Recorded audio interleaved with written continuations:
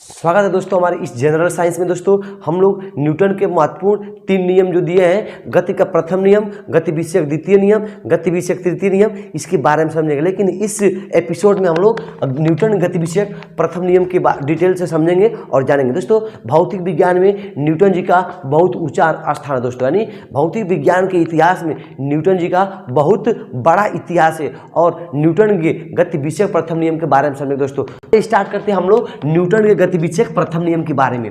तो न्यूटन का गति विषयक प्रथम नियम क्या बोलता है? यदि कोई वस्तु गति की अवस्था में है तो गति की अवस्था में ही रहेगी।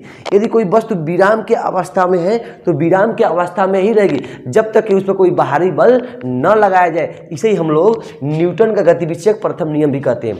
न्यूटन के गति विषयक प्रथम नियम कोई जड़त्व का भी नियम कहते हैं। अदर एग्जाम, बहुत सारे एग्जाम में पूछता है कि जड़त्व का नियम न्यूटन के किस नियम को ही कहते हैं? तो जड़त्व का जो नियम होता है, यानी न्यूटन जो गति विषयक प्रथम नियम होता है, उसे ही जड़त्व का नियम भी कहते हैं। उसे गैलीलियो का भी नियम कहते हैं दोस्तों। तो आई होप आप लोग को ये समझ में आ रहा होगा। यदि कोई वस्तु विराम गति अवस्था में है तो गति अवस्था में रहेगी, अथवा विराम अवस्था में है तो विराम अवस्था में रहेगी, जब तक कि कोई उस पर बाहरी बल न लगाया जाए।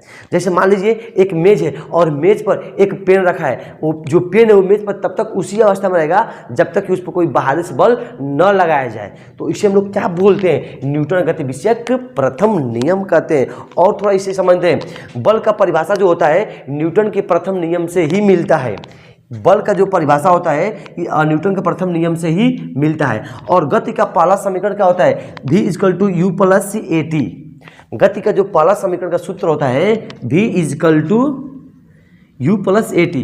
V का मतलब होता है अंतिम वेग। क्या होता है? अंतिम वेग। और U का मतलब क्या होता है? तो U का मतलब होता है प्रारंभिक वेग। क्या होता है? प्रारंभिक वेग। और A का मतलब क्या होता है? एक्सेलरेशन, यानी होता है त्वरण। क्या होता है? त्वरण। और दूसरा बात T का मतलब क्या होता है? समय होता है।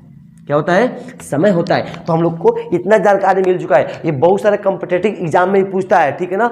और मतलब जहाँ जहाँ न्यूटन के नियम से संबंधित चैप्टर जिस जनरल साइंस में आता है वहाँ के लिए क्या है, ये बहुत इंपॉर्टेंट है, ठीक है। और समझते हैं, जो ये गति का प्रथम समीकरण V = U + AT है, ये और क्या करता है?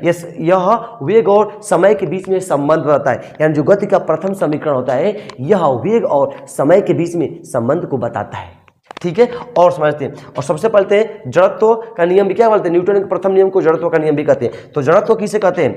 किसी वस्तु का वह गुण जो उस गति या विराम के परिवर्तन का विरोध करता है। किसी वस्तु का वह गुण जो किसी वस्तु के गति का या विराम का क्या करता है? परिवर्तन का विरोध करता है। यानी गति में या विराम में जो होता है